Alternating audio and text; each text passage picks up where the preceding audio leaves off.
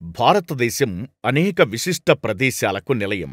విభిన్న సంస్కృతి, సాంప్రదాయాలకు, ఆధ్యాత్మికతకు నెలవు. అలాంటి మన దేశంలో ఆహార నియమాలు కూడా అనేకం. అయితే మన దేశంలోని ఓ ప్రదేశం ప్రపంచంలోనే మొట్టమొదటి శాకాహార నగరంగా ఖ్యాతిగాంచింది. గుజరాత్లోని భావ్నగర్ జిల్లాకు 55 కిలోమీటర్ల దూరంలో ఉన్న పాలిటానా నగరం పూర్తిగా శాకాహార నగరంగా ప్రపంచ ప్రసిద్ధిగాంచింది. భావ్నగర్ జిల్లాలో ఉన్న ఒక చిన్న నగరం పాలిటానా. ఈ నగరంలో మాంసాహారం వినియోగం పూర్తిగా నిషేధించబడింది. ఈ నగరంలో జంతువులను చంపడం చట్టవిరుద్ధంగా పరిగణించబడుతుంది. అంతేకాదు, గుడ్లు లేదా మాంసాన్ని కూడా విక్రయించరు. భావ్నగర్కు నైరుతి దిశలో దాదాపు 50 కిలోమీటర్ల దూరంలో ఉన్న పాలిటానా మొత్తం ప్రపంచంలో 900 కంటే ఎక్కువ దేవాలయాలు ఉన్న ఏకైక పర్వతంగా ప్రసిద్ధిగాంచింది. ఈ పర్వతాన్ని శత్రుంజయ అంటారు.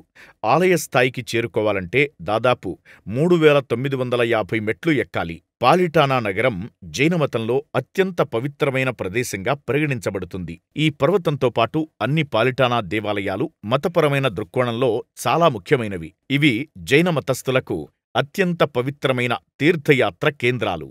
పలు మతాలకు చెందిన సన్యాసులు భారీ సంఖ్యలో ఇక్కడ నివసిస్తున్నారు. అందుకే ఈ ప్రదేశంలో మాంసాహార విక్రయాలు నిలిపివేయాలని, జంతువుల వధను నిషేధించాలని వారు ప్రభుత్వాన్ని అభ్యర్థించారు. దాదాపు 200 మంది సన్యాసులు నిరాహార దీక్ష చేయడం ద్వారా నిషేధం అమల్లోకొచ్చింది. 2014లో ప్రభుత్వం ఈ ప్రాంతంలో జంతువధపై నిషేధం విధించింది.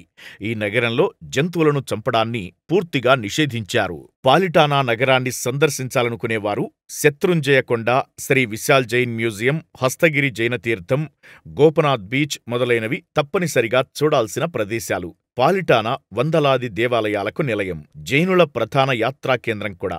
ఆదినాథుడు ఒకప్పుడు ఈ కొండలపై నడిచాడని, అప్పటి నుండి ఈ ప్రదేశం అనుచరులకు ముఖ్యమైనదని చెబుతారు. ఎవరైనా ఈ నగరానికి వెళ్లాలనుకుంటే రైలు, బస్సు లేదా విమానం ద్వారా పాలిటానా నగరానికి చేరుకోవచ్చు.